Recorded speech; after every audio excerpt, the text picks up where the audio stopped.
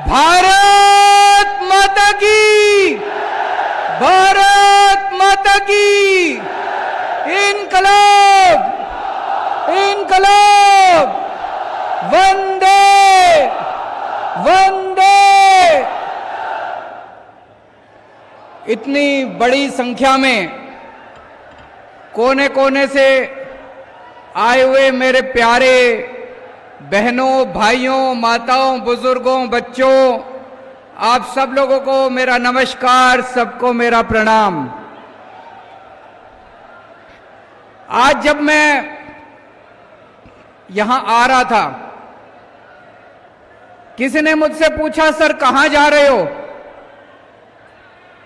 मैंने कहा मध्य प्रदेश जा रहा हूं। कहते हैं वही जहां व्यापम घोटाला हुआ था।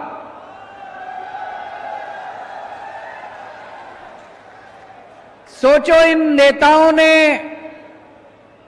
इन पार्टियों ने मध्य प्रदेश का क्या बदनाम कर दिया। मध्य प्रदेश के लोग मेहनती लोग हैं, मध्य प्रदेश के लोग ईमानदार लोग हैं, मध्य प्रदेश के लोग देशभक्त लोग हैं। लेकिन आप जब पूरे देश के अंदर मध्य प्रदेश की चर्चा होती है तो लोग कहते हैं वही राज्य जहां पे व्यापम घोटाला हुआ था। आपका क्या कसूर है? लोगों का क्या कसूर है? आपके नेताओं ने और आपकी पार्टियों ने आज पूरे देश के अंदर आपका नाम बदनाम कर दिया। एक टाइम दिल्ली का भी यही हाल था। जब दिल्ली में कांग्रेस की सरकार थी, पूरे देश में जब दिल्ली की चर्चा होती थी, कहते थे वो कॉमनवेल्थ घोटाले वाला दिल्ली, सीएनजी घोटाले वाला दिल्ली, 2G घोटाले वाला दिल्ली। दिल्ली घोटालों के नाम से जाना जाता था। आज जब से आम आदमी पार्टी की सरकार बनी है, पूरे देश में जब दिल्ली की चर्चा होती है, लोग क्या कहते हैं? दिल्ली जहां पे अच्छे अच्छे स्कूल हैं, दिल्ली जहां पे मोहल्ला क्लिनिक है, दिल्ली जहां पे बिजली मुफ्त है, दिल्ली जहां पे 24 घंटे बिजली आती है, दिल्ली जहां पे पानी शानदार है, आज दिल्ली अपने कामों की वजह से शिक्षा के लिए, स्वास्थ्य के लिए पूरे देश में जाना जाता है। मेरे पास मध्य प्रदेश के कुछ लोग आए, बोले सर हमारे यहां बिजली बड़ी महंगी है। बिजली महंगी है या सस्ती है? आपको जान के ताज्जुब होगा, दिल्ली में बिजली फ्री है, दिल्ली में बिजली मुफ्त है, बिजली का बिल नहीं आता, बिजली का बिल 0 आता है। 0 0 मतलब 0, एक भी पैसा नहीं देना पड़ता। 1 साल से हमारी पंजाब में सरकार बनी है, पंजाब में भी अब बिजली का बिल 0 आने लगा है। 0। मैं मजाक नहीं कर रहा, मैं ये देख रहा हूं, कई लोग बड़े अचंभे से देख रहे हैं कि 0 कैसे आ सकता है। दिल्ली में बिजली का बिल 0 आता है, 0। पंजाब में बिजली का बिल 0 आता है, 0। और 24 घंटे बिजली आती है। 24 घंटे बिजली के पावर कट नहीं लगते। पहले दिल्ली में 8-8 घंटे पावर कट लगते थे। जब से दिल्ली में हमारी सरकार आई है, 24 घंटे बिजली आती है, 0 बिजली का बिल आता है। पंजाब में 1 साल पहले तक 7-7, 8-8 घंटे के पावर कट लगते थे। जब से हमारी सरकार आई है, पंजाब में 24 घंटे बिजली आती है, 0 बिजली का बिल आता है। मुझे पता चला है कि मध्य प्रदेश में भी 8-8, 10-10 घंटे के पावर कट लगते हैं और 200 यूनिट के मुझे बताया गया 2000 रुपए का बिल आता है। 2000 रुपए का बिल। एक बेचारा आम आदमी बिजली का बिल भरेगा कि कमाएगा कि खाएगा, क्या करेगा? दोस्तों, जब मैंने दिल्ली में बिजली का बिल 0 करा, मोदी जी बड़े नाराज हो गए, प्रधानमंत्री जी बहुत नाराज, गुस्सा हो गए मेरे से बहुत ज्यादा। बोले केजरीवाल फ्री की रेवड़ी बांट रहा है, केजरीवाल फ्री की रेवड़ी बांट रहा है। प्रधानमंत्री जी बहुत बड़े हैं, हम तो बहुत छोटे हैं। मैं प्रधानमंत्री जी को पूरी विनम्रता से कहना चाहता हूं, हां मोदी जी मैं फ्री की रेवड़ी बांट रहा हूं, आपको क्या तकलीफ है अगर मैं फ्री की रेवड़ी बांट रहा हूं तो? आपको फ्री की रेवड़ी चाहिए कि नहीं चाहिए? दिल्ली वालों को, हर दिल्ली वाले के हाथ में मैंने 7 फ्री की रेवड़ी रख दी, 7 फ्री की रेवड़ी हर एक दिल्ली वाले के हाथ में। पहली रेवड़ी, हर दिल्ली वाले की बिजली मुफ्त कर दी मैंने, 24 घंटे बिजली फ्री कर दी, 24 घंटे बिजली आती है, मुफ्त बिजली आती है। पहली फ्री की रेवड़ी। दूसरी फ्री की रेवड़ी, पूरे दिल्ली में शानदार स्कूल बना दिए, इतने अच्छे अच्छे स्कूल, इतने अच्छे अच्छे स्कूल बच्चों के पढ़ाई लिखाई के लिए।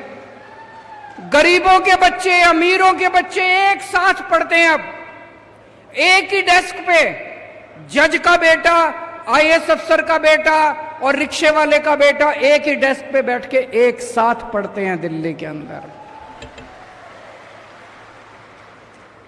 सबके बच्चों के लिए मैंने शिक्षा मुफ्त कर दी, पूरी शिक्षा मुफ्त, शानदार स्कूल बना दिए पूरी दिल्ली में। ये दूसरी रेवड़ी। तीसरी रेवड़ी, सबका इलाज मुफ्त कर दिया, सबका, बच्चा, बूढ़ा, जवान, औरत, आदमी, ब्राह्मण, बनिया, इस जात का, उस जात का, इस धर्म का, उस धर्म का, अमीर, गरीब, शानदार सरकारी अस्पताल बना दिए, जगह जगह मोहल्ला क्लिनिक खोल दिए, सबका इलाज मुफ्त कर दिया। ये तीसरी रेवड़ी। चौथी रेवड़ी, सबका पानी मुफ्त कर दिया, साफ पानी, और पानी का बिल नहीं आता, पानी का बिल 0 आता है। पांचवी रेवड़ी, बसों के अंदर महिलाओं का सफर फ्री कर दिया। किसी भी बस में, चाहे सरकारी हो चाहे प्राइवेट हो, किसी भी बस में महिला चढ़ जाए उसके पैसे नहीं लगते, फ्री में चलती है महिलाएं। छठी रेवड़ी, हर एक घर के बुजुर्गों को फ्री में तीर्थ यात्रा करा के लाता हूं। अयोध्या जी ले जाता हूं, द्वारकाधीश ले जाता हूं, शिरडी बाबा ले जाता हूं, पुरी जी ले जाता हूं, रामेश्वरम ले जाता हूं। पूरे देश में जहां आप कहो वहीं बुजुर्गों को तीर्थ यात्रा करा के लाता हूं। और 7वीं रेवड़ी, अपने युवाओं के लिए रोजगार का इंतजाम कर रहे हैं। 12 लाख बच्चों का रोजगार का इंतजाम किया। भगवंत मान ने 30,000 सरकारी नौकरियां दे दी और अभी 3 लाख बच्चों के लिए नौकरियों का इंतजाम कर रहे हैं। 3 लाख। 7 फ्री की रेवड़ी देता हूं मैं, 7 फ्री की रेवड़ी। मोदी जी मेरे से बहुत गुस्सा है, बहुत नाराज है मोदी जी मेरे से। मैं आपको पूछना चाहता हूं, आपको ये 7 रेवड़ियां चाहिए कि नहीं चाहिए? एक बार दोनों हाथ ऊपर करके बता दो, ये फ्री की रेवड़ी चाहिए कि नहीं चाहिए? मैं मोदी जी से कहना चाहता हूं, मोदी जी इतनी महंगाई कर रखी है आपने, चारों तरफ इतनी महंगाई कर रखी है। मैंने अगर हर इंसान की चेहरे पे थोड़ी सी मुस्कान ला दी तो बताओ मैंने क्या पाप कर दिया? इतनी महंगाई हो रही है चारों तरफ। मैंने एक आदमी से पूछा, बोला जी आजकल घर का खर्चा नहीं चलता, तनख्वाह बढ़ी नहीं, खर्चे रोज बढ़ रहे हैं, दूध महंगा हो गया, सब्जियां महंगी हो गई, आटा महंगा हो गया, चावल महंगे हो गए, हर चीज महंगी हो गई। मैंने उससे पूछा कैसे हो गई महंगाई? कहता जी अपने आप ही हो गई, भगवान ने कर दी। अरे भगवान महंगाई क्यों करेगा? भगवान की दुश्मनी है आपसे? कैसे हो गई महंगाई इतनी? पूरे देश में इतनी महंगाई कैसे हो गई? इतनी महंगाई हो गई क्योंकि उन्होंने लूट मचा रखी है, सरकारी खजाने की लूट मचा रखी है इन्होंने। मोदी जी अपने दोस्तों में खुलेआम पैसे लुटा रहे हैं। उनके एक दोस्त ने बैंक से 34,000 करोड़ रुपए का लोन लिया। बंबई का एक आदमी है, मोदी जी का दोस्त है, 34,000 करोड़ का लोन लिया। मोदी जी ने सारा लोन माफ कर दिया, सारा लोन माफ कर दिया। एक और आदमी गुजरात का, उसने 22,000 करोड़ रुपए का लोन लिया बैंक से, 22,000 करोड़। मोदी जी ने सारा लोन माफ कर दिया।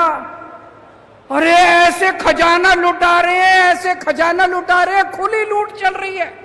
और पैसा कहां से आ रहा है? आपके ऊपर टैक्स लगा रहे हैं। दूध पे टैक्स लगा दिया, छाछ पे टैक्स लगा दिया, पनीर पे टैक्स लगा दिया, आटे पे टैक्स लगा दिया, चावल पे टैक्स लगा दिया, तेल पे टैक्स लगा दिया, हर चीज पे टैक्स लगा दिया। अंग्रेज, हम कहते हैं अंग्रेज हमारा खून चूसते थे, इतना खून तो अंग्रेजों ने भी नहीं चूसा।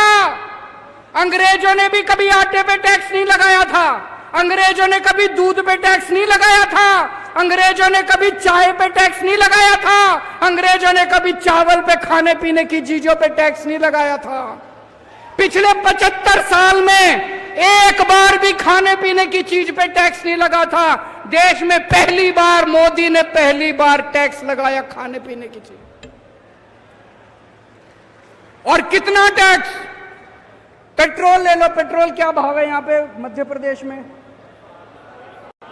108 रुपए, 108 रुपए पेट्रोल है आपके यहां। उसमें 57 रुपए पेट्रोल और बाकी सारा टैक्स।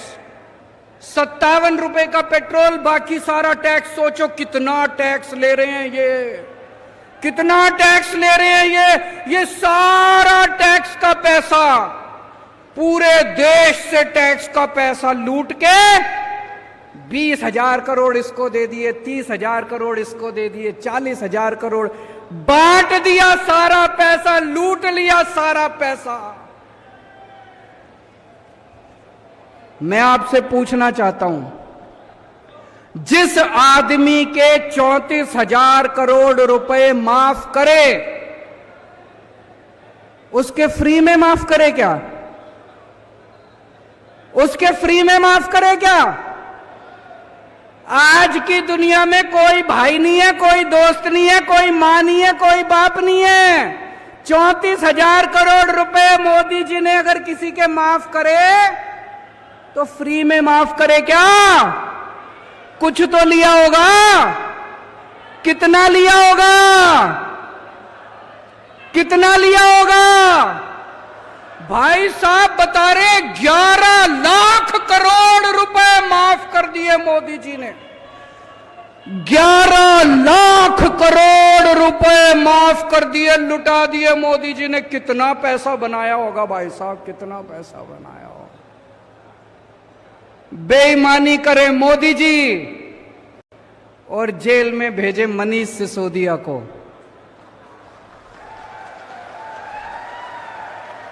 बताओ मनीष सिसोदिया का क्या कसूर है? एक बेचारा टीचर का बेटा गरीबों के बच्चों को पढ़ाने चला था। मनीष सिसोदिया ने पूरी दिल्ली में जगह जगह स्कूल बनवाए, गरीबों के बच्चों के लिए स्कूल बनवाए। सवेरे 6 बजे उठता था और स्कूलों में चला जाता था। मनीष सिसोदिया आज जेल में और बेईमानी करने वाले खुलेआम घूम रहे हैं। दोस्तों 10 साल में इन लोगों ने बेड़ा गर्क कर दिया देश का। 10 सालों के अंदर नोटबंदी करी इन्होंने। मैं पूछना चाहता हूं आपसे, किसका फायदा हुआ नोटबंदी से? कह रहे थे भ्रष्टाचार दूर होगा, भ्रष्टाचार दूर हुआ। कह रहे थे आतंकवाद दूर होगा, आतंकवाद दूर हुआ। कोई फायदा नहीं हुआ, कोई फायदा नहीं हुआ। भाई साहब, अगर आज पढ़ी लिखी सरकार होती, किसी हालत में नोटबंदी ना करती, बिल्कुल नोटबंदी ना करती। मैंने एक इंटरव्यू देखा था प्रधानमंत्री जी का। उनसे पूछा, प्रधानमंत्री जी आप कितने पढ़े हो? बोले मैं बस गांव के स्कूल में गया हूं, मैं कॉलेज नहीं गया। मैंने उनका एक भाषण सुना था प्रधानमंत्री जी का। उस भाषण में कह रहे थे मैं बस गांव के स्कूल में गया हूं, मैं कहीं कॉलेज वॉलेज की पढ़ाई नहीं करी।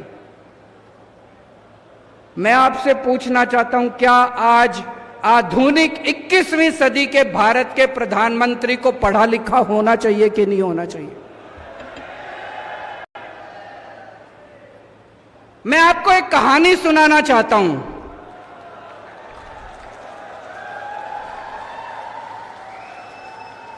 कहानी का नाम है चौथी पास राजा। यह कहानी ये दिखाती है कि अगर किसी देश का राजा अनपढ़ हो, अगर किसी देश का राजा भ्रष्ट हो, अगर किसी देश का राजा अहंकारी हो, तो एक महान देश भी कैसे डूब जाता है। यह कहानी ये दिखाती है। एक बहुत महान देश था, बहुत महान देश था। उस देश में एक गांव में एक बहुत गरीब परिवार में एक बच्चे का जन्म हुआ।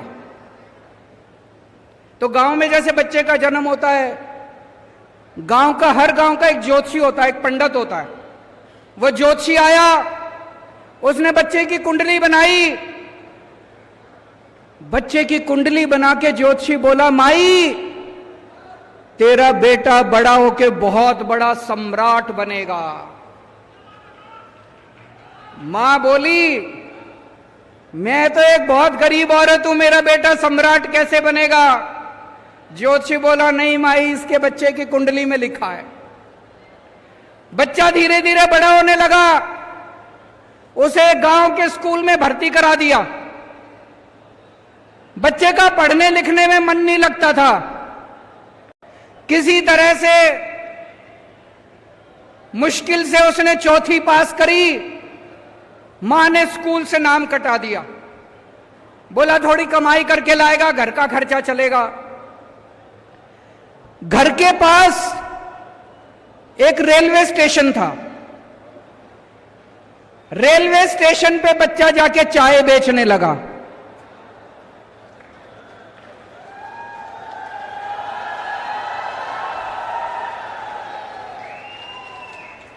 बच्चा भाषण बड़े अच्छे देता था, बचपन से ही भाषण बड़े अच्छे देता था।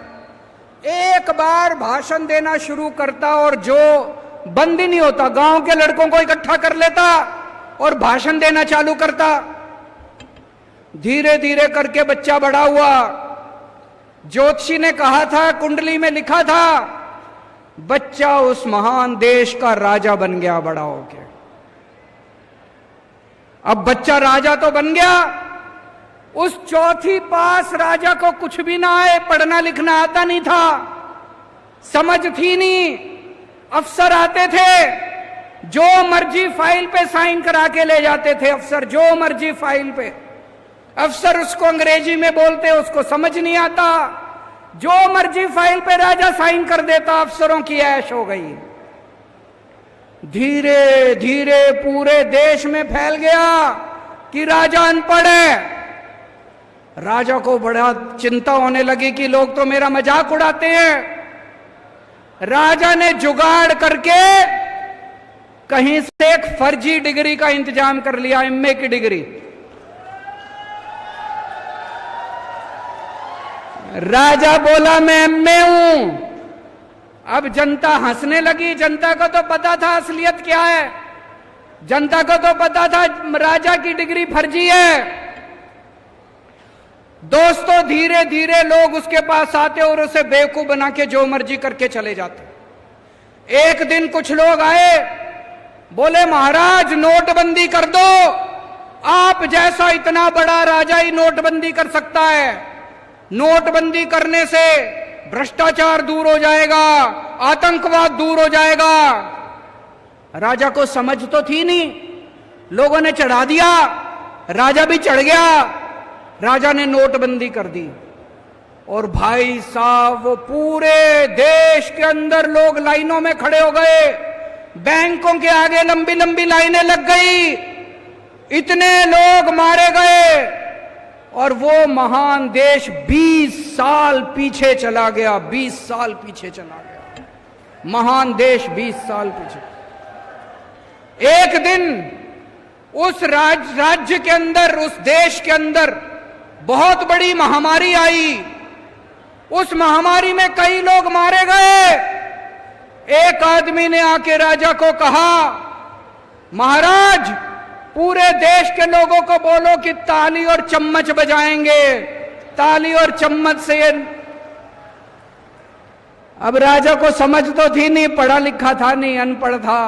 पूरे देश से उसने ताली और चम्मच बजवा दिए। लोग मरते रहे, लोग बहुत ऑक्सीजन की कमी से लोग मरते रहे दोस्तों। धीरे धीरे उस राजा के दोस्तों ने लूटमार मचा दी। राजा ने किसी को 10,000 करोड़ दे दिए, किसी को 20,000 करोड़ दे दिए। पूरे देश में महंगाई फैल गई, बेरोजगारी फैल गई, बलात्कार होने लगे, चारों तरफ हाहाकार मच गया। ऊपर सारे देवता देख रहे थे, आसमान में सारे देवता इकट्ठे हुए और सारे देवता मिलके शिवजी महाराज के पास गए। बोले महाराज कुछ करो, पृथ्वी पे घोर अन्याय हो रहा है, घोर पाप हो रहा है, कुछ करो।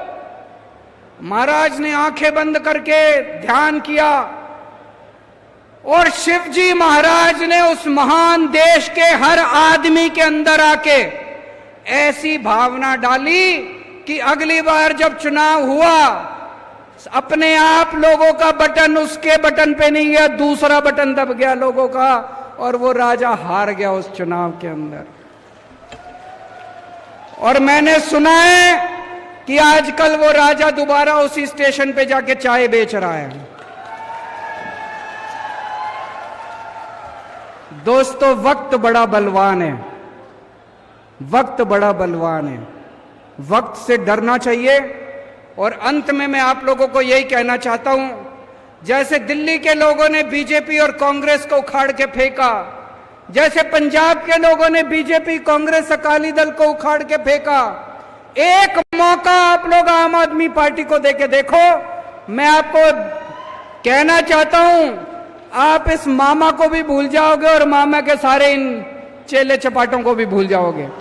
भारत माता की बहुत बहुत धन्यवाद। अभी आपने जाना नहीं है क्योंकि राष्ट्रगान होगा। जहां जहां आपकी सीटें हैं वहां पर खड़े हो जाइए।